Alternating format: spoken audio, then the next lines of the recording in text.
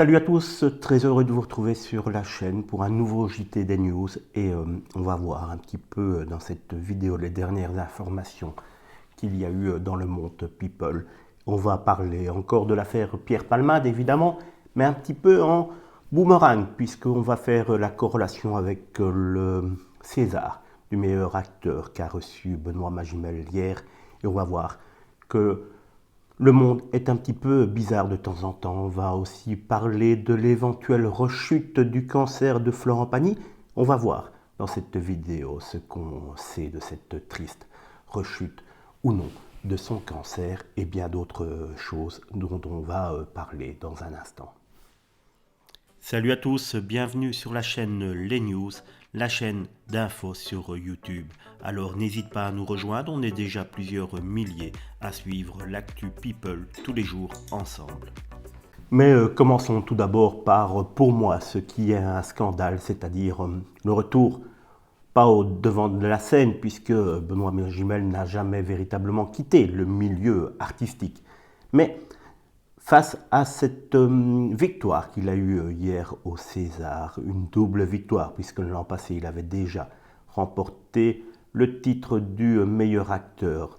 Mais cette année, cette victoire a un drôle de goût par rapport à l'accident de Pierre Palmade il y a 15 jours. En effet, depuis lors, l'acteur est abandonné par tout le milieu, même ses proches amis lui tournent le dos.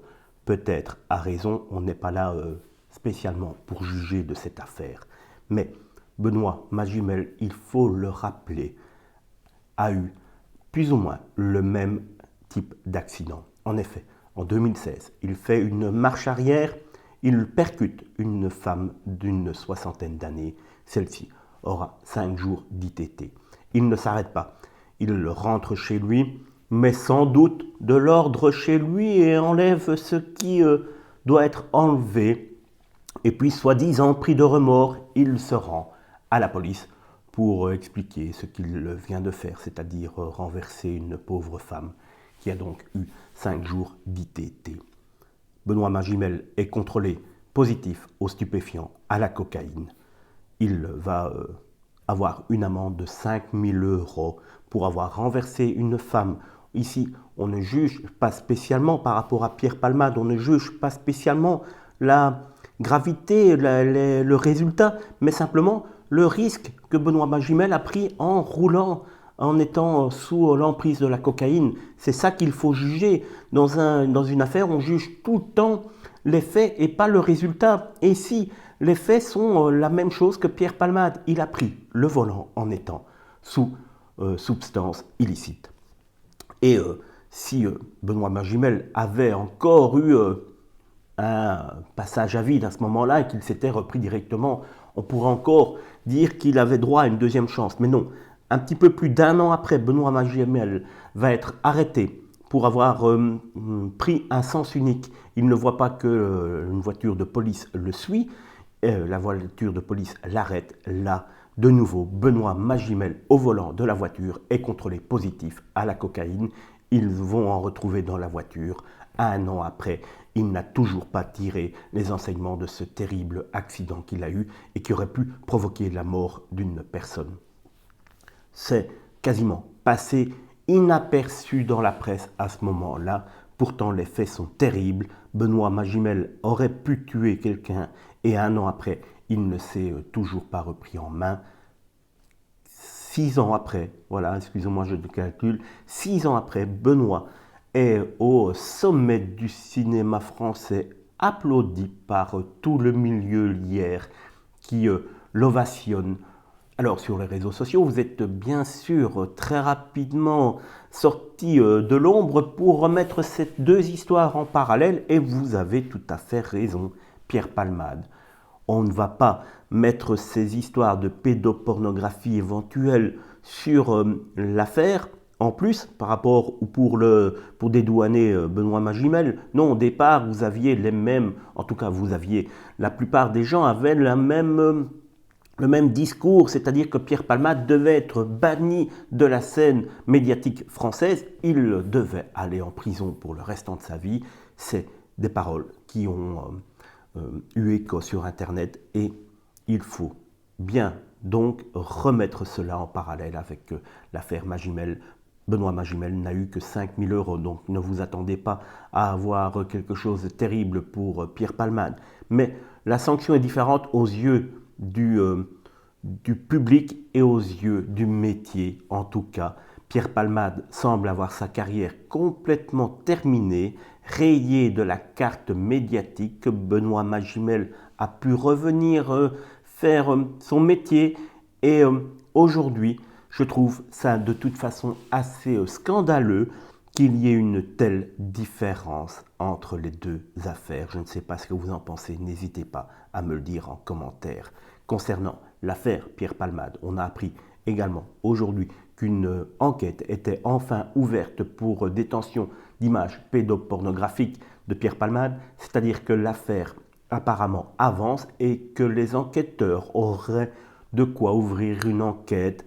On sait très bien qu'un des proches de Pierre Palmade a été mis en garde à vue en fin de semaine. On ne sait pas si cette ouverture d'enquête a un lien avec la garde à vue de ce proche, mais l'étau se resserre tout de même sur Pierre Palmade et je vais dire rien à voir avec le parallèle qu'on vient de faire, mais Pierre Palmade est véritablement dans de sales draps et sa place est en prison. Sans doute s'il a ces images pédopornographiques, là à ce moment-là, ça ne devrait plus se poser de questions. En tout cas, la réponse de sa détention provisoire, parce que vous saviez bien que le parquet avait fait appel, sera rendue ce lundi dans la journée. Et il y a de fortes chances que si en coulisses on a appris cette détention d'images, il y a forte chance que Pierre Palmade soit mis en détention et c'est peut-être une bonne chose qu'il y soit directement. Venons-en à l'inquiétude de cette fin de semaine. C'est la rechute du cancer de Florent Pagny qui semble malheureusement être réel puisqu'un de ses proches aurait dit qu'il était repassé en mode guerrier, qu'il allait se battre véritablement. De nouveau, comme l'an passé, on pensait que Florent Pagny était sorti d'affaire, mais on était un petit peu trop naïf. En effet, un cancer du poumon, qu'on soit Florent Pagny, une immense star ou un personnage lambda, cela ne se guérit pas en un an et cela est très difficile à guérir et à repartir de l'avant. Florent Pagny est un battant, ça c'est une chose qui est tout à fait sûre, mais malheureusement son cancer était tout de même très important et il va devoir se battre de nombreux mois pour s'en débarrasser définitivement. On a bien l'impression avec cette rechute que cela pourrait être bien plus difficile qu'on l'espérait pour Florent et lui aussi, puisque je vous rappelle, il avait annoncé son retour sur scène pour le mois d'avril, le mois de mai de cette année.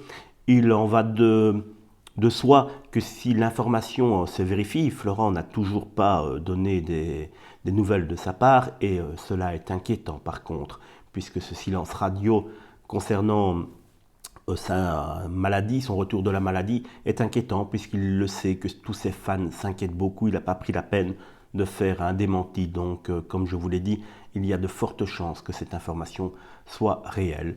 C'est apparemment la chaîne des ganglions entre les deux poumons qui aurait été alarmante suite à un examen passé en Argentine où il se reposait, qui ont fait que Florent Pagny doit revenir très rapidement en France pour suivre un nouveau protocole de soins. On n'en sait pas encore véritablement plus, mais cette récidive d'un cancer en moins d'un an, ou en tout cas un an après la première vague de traitement, n'est pas bon signe. On croise évidemment les doigts pour que Florent puisse s'en sortir le plus rapidement possible, puisse guérir, puisse avancer, mais les nouvelles ne sont pas très très bonnes.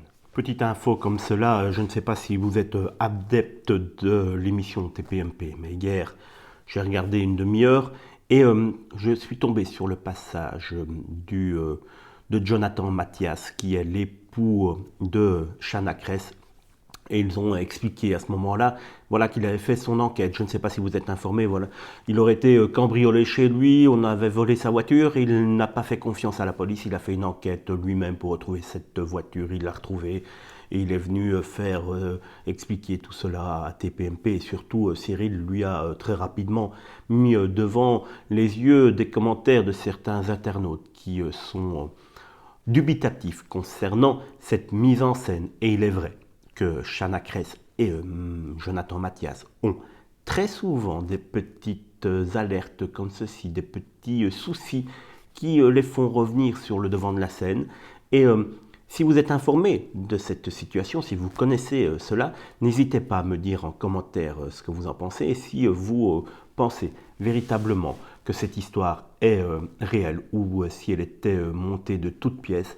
Moi, j'ai ma petite idée, mais je ne peux pas véritablement la dire ici, suite à ce que je pourrais être poursuivi, si vous comprenez ce que je veux dire. Dans l'info du jour, on peut également parler du chanteur marocain Saad Lamjared qui a été condamné à 6 ans de prison pour viol aggravé.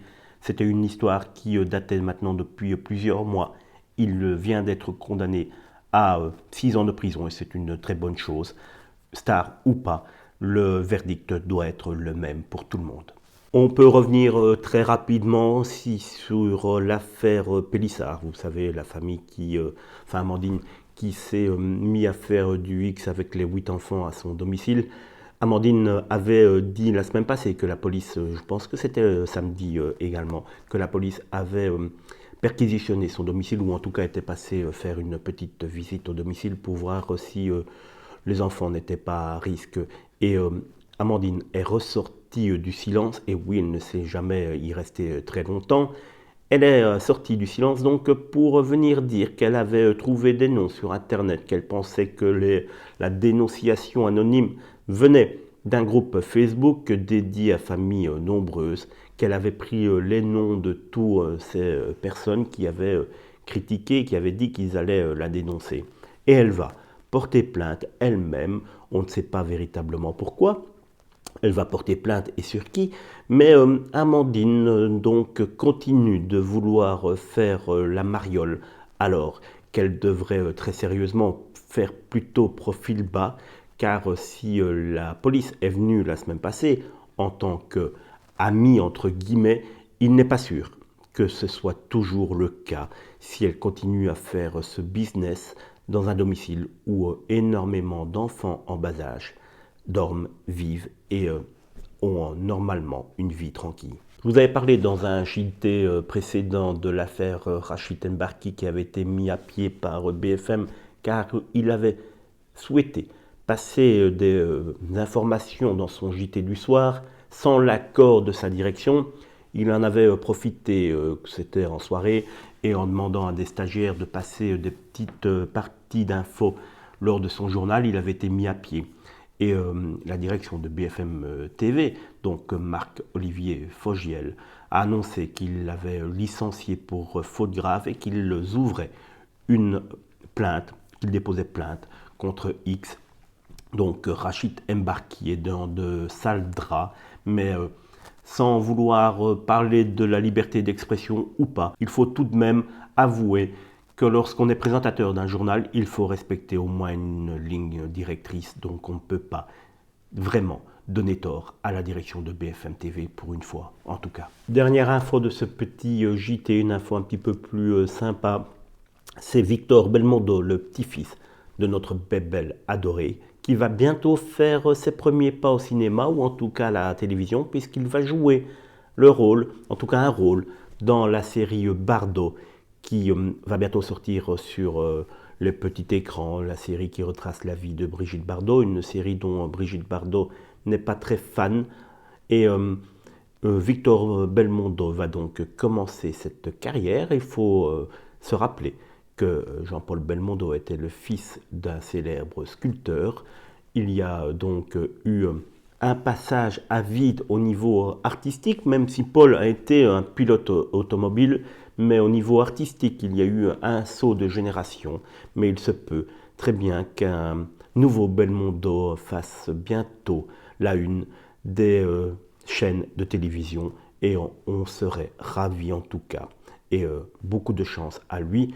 Merci pour votre attention dans ce petit JT où il n'y avait pas énormément de choses, mais je voulais quand même prendre la parole pour parler de cette affaire Benoît Magimel qui, moi, me dérange énormément.